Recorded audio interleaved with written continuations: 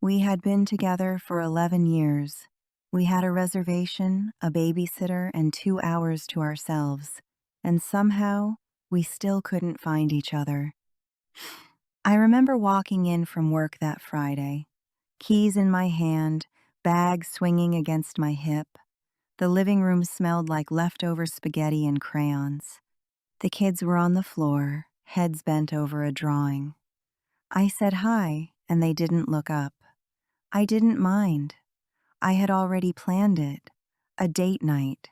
Just us. Dinner. No interruptions. I even made him pick the place. Not because I care that much, but because I wanted him to feel it mattered. I wanted us both to feel like it mattered. The anticipation. A tiny spark I could almost hold in my hand. Something small to look forward to, which is its own kind of sad if you think about it too long. So I didn't. I showered, really tried to feel pretty, combing my hair until the back of my neck tingled, put on the dress I keep moving to the front of the closet and never wear. He watched from the doorway, making a small comment about how I looked something neutral, polite, the kind of thing you say when you mean it but don't quite know how to land it anymore. I could tell he was trying too, but the way he fiddled with his cufflinks, frowning slightly at his reflection, made me remember. This is all a little awkward. Like we're actors on a set we forgot we'd agreed to. I took one last look in the mirror. Not at my face, really. At the tired lines around my eyes, the way my shoulders sat lower than they used to. I wondered if he even notices them. I wondered if I'd want him to. I picked up my purse and told myself, tonight is going to be different. We got in the car, music playing softly. I said, so, this should be fun, huh? He smiled. Yeah, fun. The red light held us there, and I started to picture our conversation something other than schedules and bedtime stories. Something that wasn't about homework or snack lists or who forgot to call the pediatrician. Instead, he said, "Did you pick up the milk?" I laughed, a little too loudly. "No, I'll grab it tomorrow." And then, silence. The car smelled like leather and my own perfume. Outside, the street looked the same as always, lit up, indifferent. I watched a couple on the sidewalk, walking close, and I felt something I couldn't quite name. I wanted more than this. I just wasn't sure either of us knew how to find it anymore. We slid into the booth, menus open. I looked at him over mine, really looked, the gray coming in at his temples, the way he always reads left to right, like he's studying for something.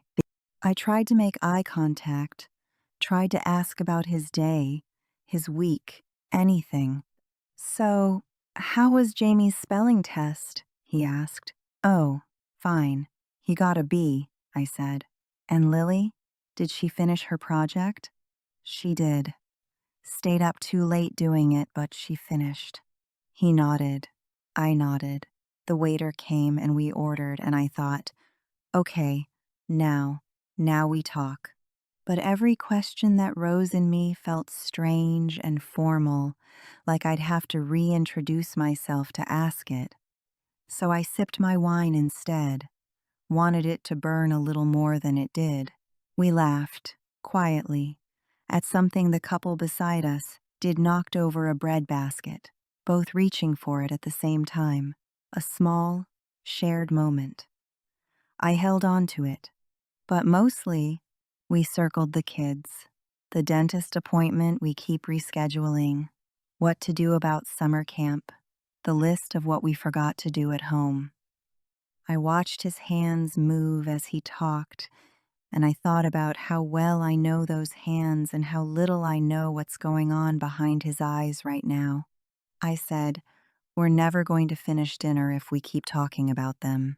He laughed a little, nodded. But even that nod carried the same weight as the questions. And I realized I was nodding too.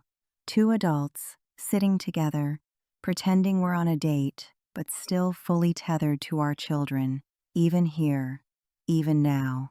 He reached across the table, touched my hand lightly, and said, "I'm glad we're doing this, even if it's just to talk about the kids." Something in my chest folded quietly. I wanted to cry, but my lips stayed pressed together. Not tears of anger, not sadness exactly, just a hollow recognition. He meant it kindly. That's what made it land so hard. This is it. This is our fun night out, and he's grateful for it, and so am I. And somehow that's the loneliest part. It means that even when we try, even when we both show up and put on our good clothes and pick a place, the children are always first, always present, breathing in the space between us at the table, sitting in the car with us on the drive home. Our love, it's still there, I know that, but it's threaded through schedules and permission slips and who's picking up who on Thursday. And sometimes the threads are so thin you can barely see them. You have to hold them up to the light and squint. I realized, sitting there, that I hadn't asked him a single thing about himself all night. Not about the book on his nightstand. Not about the work thing he mentioned last week that I filed away to ask about later and then forgot. His laugh, his mood, the way he feels about things that have nothing to do with us, with the kids, with any of it I didn't know anymore. And I wasn't sure when that had happened. Ugh, I needed to hear him talk about the book he's reading, or the thing at work that made him stop and stare out the window, or even just a joke that had nothing to do with anyone we know. I needed a glance that said, "I see you here." Not as a mother, not as the person who manages the calendar, just you, the one I picked. Instead, we left the booth with our to-go boxes, the leftover pasta wrapped in foil. Nothing was ruined. Nothing was magical either. Just two people walking out into the night, a little quieter than when we'd arrived, slightly more aware of what wasn't there. At home, I folded laundry in the living room while he checked on the kids. The house was its usual nighttime self, low lights, the small sounds of settling. I folded a shirt and then another, and somewhere in the middle of it I whispered to the empty room. We planned a date night and we talked about the kids the whole time. No one answered. The sound of clothes rustling was louder than any conversation we had at dinner. I set down the laundry and sank into the couch. And for a long while, I just listened to the hum of the refrigerator, the tick of the clock, the quiet that belonged only to me. I didn't feel sorry for myself exactly. I just felt the weight of it, solid and familiar, like something I've been carrying so long I've stopped noticing it until moments like this, when I set everything else down. To the women who know this, the ones who sit beside someone they love and still feel miles apart, I see you. I know the longing that doesn't arrive with speeches or tears. It's soft, quiet, persistent. It shows up on a Friday night in a restaurant booth and follows you home in the car. This is the weight she carries, and tonight, it's mine.